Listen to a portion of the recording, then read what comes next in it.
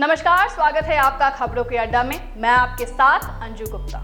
केंद्रीय शिक्षा मंत्रालय ने नेशनल करिकुलम की रूपरेखा लॉन्च कर दी है। ये करिकुलम फ्रेमवर्क करीब 36 साल से चली आ रही भारतीय शिक्षा प्रणाली की पूरी तरह से बदल सकता है। इसे न्यू एजुकेशन पॉलिसी 2020 के तहत केंद्रीय शिक्षा मंत्रालय ने तैयार किया है।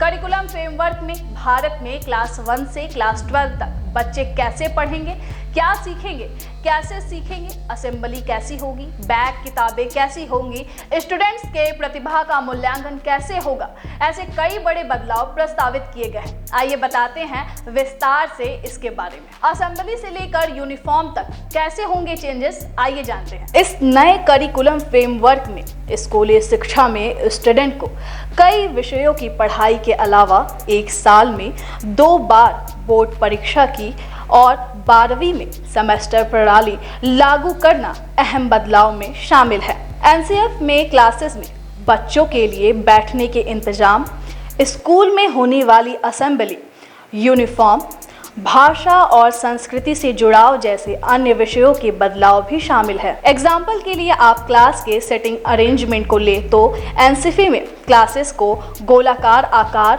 और अर्ध गोलाकार आकार में बैठाने को कहा गया है। यही नहीं, स्कूलों में होने वाली असेंबली को टेक्निकल की जगह मीनिंगफुल बनाया जाएगा। यूनिफॉर्म के चेंज की बात करें तो स्कूलों में स्थानीय मौसम के हिसाब से पारंपरिक, आधुनिक या जेंडर न्यूट्रल यूनिफॉर्म का ऑप्शन चुनने का विकल्प शामिल है।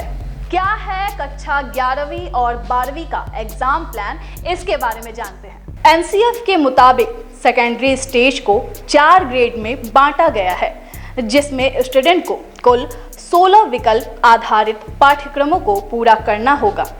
सेकेंडरी स्टेज को 4 ग्रेड में 9वीं, 10वीं, 11वीं और 12वीं क्लास शामिल है। इस स्टेज में छात्रों को 8-8 ग्रुप में कुल 16-16 पेपर देने होंगे। 11वीं, 12वीं के हिस्सों को एक साथ रखा गया है।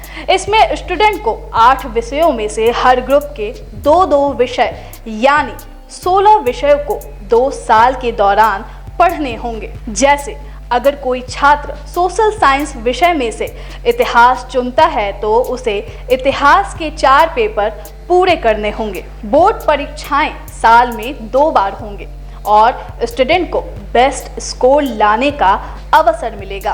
क्लास 11-12 में सब्जेक्ट का चयन केवल स्ट्रीम तक ही सीमित नहीं रहेगा। स्टूडेंट अपने हिसाब से सब्जेक्ट को चुन सकते हैं। आइए जानते हैं कि कैसा होगा सेमेस्टर सिस्टम। दोनों सालों की पढ़ाई और एग्जाम सेमेस्टर से होंगी।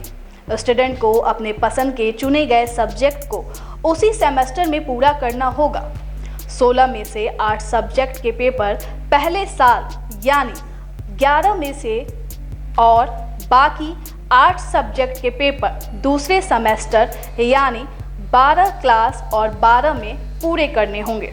सभी 16 पेपर पूरा कर लेने के बाद क्लास 12 का सर्टिफिकेट मिलेगा और यही पैटर्न क्लास 9 और क्लास 10 के एग्जाम में भी होगा।